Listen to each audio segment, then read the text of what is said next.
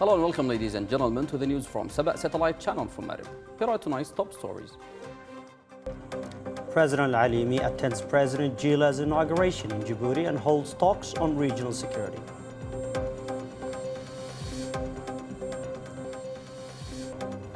PLC member Al-Khambashi reviews Youth Support Fund and prepares for Yemeni Cultural Summit. Central Bank warns against illegal sale of bank assets in Houthi-controlled areas.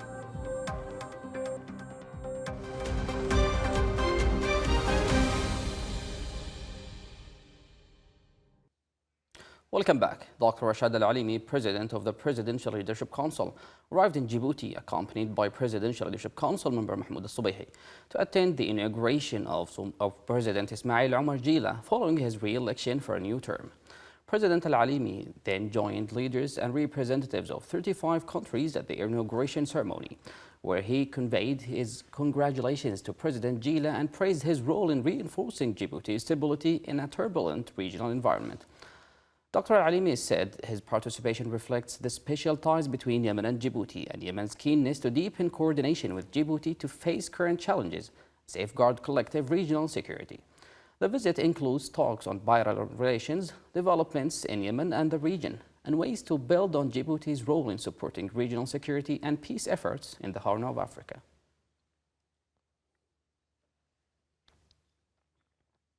President Rashad Al-Alimi set out his regional talks meeting today with Djibouti President Ismail Gila to discuss local and regional developments and shared areas of interest.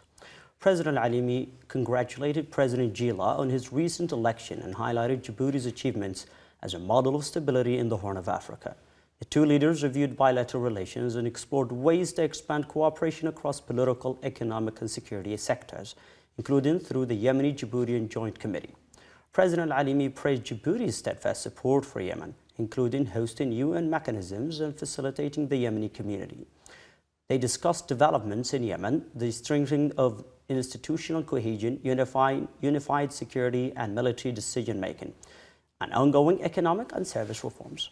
Both sides emphasized the strategic importance of the Red Sea and Bab el-Mandeb, calling for coordinated regional efforts to combat terrorism, organized crime and threats to maritime security and trade. President Rashad Al-Alimi also met today with Somali President Dr. Hassan Sheikh Mahmoud to discuss bilateral relations and regional developments. The meeting reviewed the historic ties between Yemen and Somalia, exploring avenues to strengthen cooperation across political, economic and security sectors. Discussions focused on counterterrorism coordination, addressing cross-border threats posed by armed groups and militias, and safeguarding international maritime navigation and regional stability. President Al-Alimi praised Somalia's steadfast support for Yemen and its role in regional and international forums, particularly its membership in the UN Security Council. He reiterated Yemen's firm support for the Somali government, emphasizing its commitment to Somalia's unity, territorial integrity, and national sovereignty. On local ground, member of the Presidential Leadership Council and Hadramaut Governor Salim Al-Khambashi reviewed the progress of the Youth Support Fund and preparations for the upcoming Yemeni Culture Summit.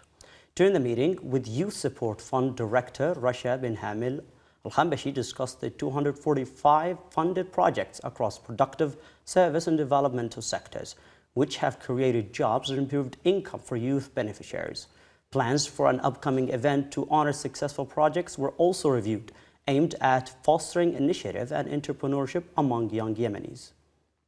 In a related meeting, Al-Khambashi met with officials of Hadramaut Cultural Foundation to oversee preparations for the Yemeni Cultural Summit, scheduled for May 16th to 17th in Al-Mukalla.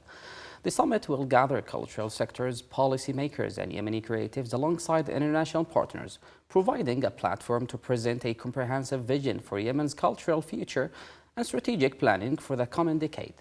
The event is supported by the European Union, the British Council, UNESCO and Hadramaut Cultural Foundation, under the supervision of Governor Al-Khambashi and Minister of Culture and Tourism Muti' Dammaj. In regional developments, Yemen's Ministry of Foreign Affairs has strongly condemned the repeated Iranian attacks targeting the United Arab Emirates with ballistic missiles and drones. In a statement, the ministry described the attacks as a blatant violation of UAE sovereignty and provocative escalation that threatens regional security and undermines international efforts to maintain stability. The minister reaffirmed Yemen's full solidarity with UAE, supporting all legitimate measures the country takes to protect its territory and citizens, and extended wishes for a speedy recovery to those injured in the attacks. In a related context, the Ministry of Foreign Affairs expressed full support for the measures taken by the Kingdom of Bahrain in response to activities that threaten national security and seek to undermine the country's stability. In a statement, the ministry renewed Yemen's firm position in support of Bahrain's security and stability and emphasized rejection of all forms of terrorism, extremism, and foreign interference that threaten the security and stability of the region.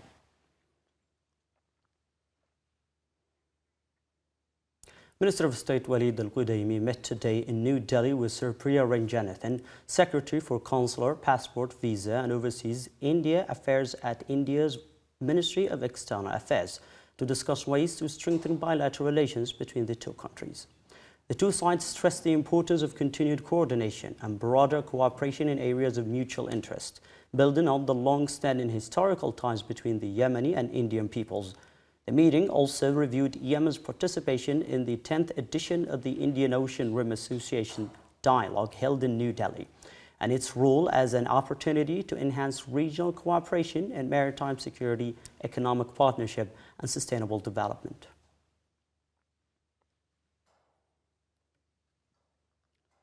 In another series of meetings, Minister Walid Al-Qudaymi held separate meetings in New Delhi on the sidelines of the 10th dialogue of the Indian Ocean Rim Association.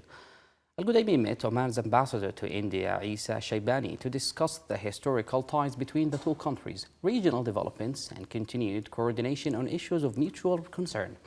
He also met Mauritius Foreign Minister Dhananjay Ramphal to discuss bilateral cooperation, economic and trade ties, and the exchange of expertise in maritime security. The Mauritian minister affirmed his country's support for the government led by President of the Presidential Leadership Council, Rashad Al-Alimi, and for efforts to achieve peace and preserve Yemen's unity and stability. Al-Qudaymi also discussed with Indian Ocean Rim Association Secretary General Sanjeev Ranjan ways to strengthen regional cooperation, protect maritime routes, and support the security of international trade lines in the Red Sea and the Indian Ocean. The central bank has warned citizens, companies, and legal entities against taking part in any transactions involving assets owned by bank or financial institutions through unauthorized bodies in Houthi-controlled areas. In a statement, the bank referred to announcements by the so-called Specialized Criminal Court in Sana'a regarding public auctions for land owned by Tadamun International Islamic Bank in Sana'a. The central bank said any sale, seizure, confiscation, mortgage, or transfer of ownership carried out by entities under the Houthi militia is legally invalid and has no standing before official and judicial authorities inside or outside the country. It warned that participation in such auctions, directly or indirectly, may expose individuals or entities to legal accountability or possible sanctions, while placing any funds paid at full risk. The bank reaffirmed its right, along with the affected banks and financial institutions, to pursue legal action to protect depositors, shareholders, private property, and the stability of banking sector.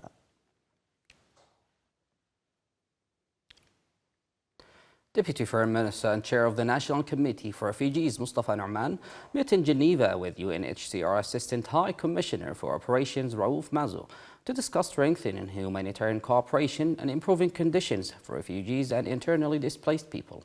Nu'man praised UNHCR's role in supporting the humanitarian response, stressing the need to move from identifying challenges to implementing joint action that directly benefits affected groups. The meeting also reviewed UNHCR commitments announced at the 2023 Global Refugee Forum, including support for a national refugee protection framework, registration mechanisms, and sustainable solutions. Both sides discussed Yemen's humanitarian pressures, including around 4.5 million internally displaced people and nearly 100,000 refugees and asylum seekers. Mazoux affirmed that Yemen remains a priority for UNHCR despite funding shortages.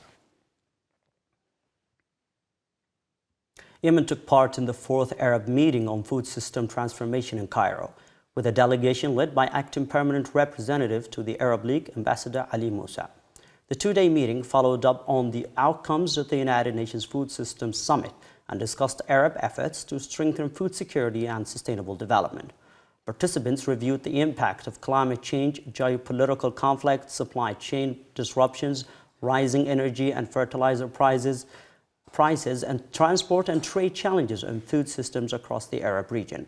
Yemen's delegation presented national efforts to adopt an integrated food systems approach, linking humanitarian relief with sustainable development. The delegation also called for new partnerships and initiatives focused on financing and innovation to address food security challenges in line with international standards. Yemen has reaffirmed its commitment to implementing the Global Compact for safe, orderly and regular migration during the second International Migration Review Forum at the United Nations headquarters in New York. In Yemen's statement, Permanent Representative to the United Nations, Ambassador Abdullah Saadi, said migration remains a national priority, as Yemen lies on one of the most active and complex migration routes.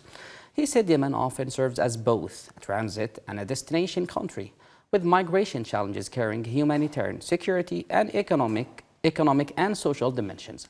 Saadi reviewed government efforts to improve migration management, stating that Yemen hosts around 4.5 million internally displaced people and nearly 100,000 refugees and asylum seekers. On the sidelines, Saadi met Mohammed Abdekar, Chief of Staff of the International Organization for Migration, to discuss stronger coordination and international support.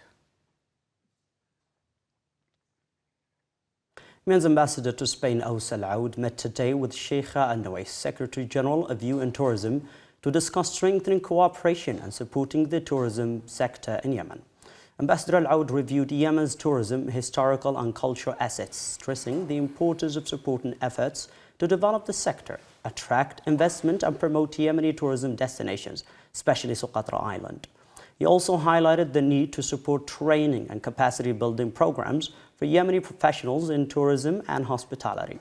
For her part, Sheikha Al-Nawais confirmed UN Tourism's readiness to help prepare a strategy and plans for tourism recovery in Yemen, and to continue providing online training programs for Yemeni professionals.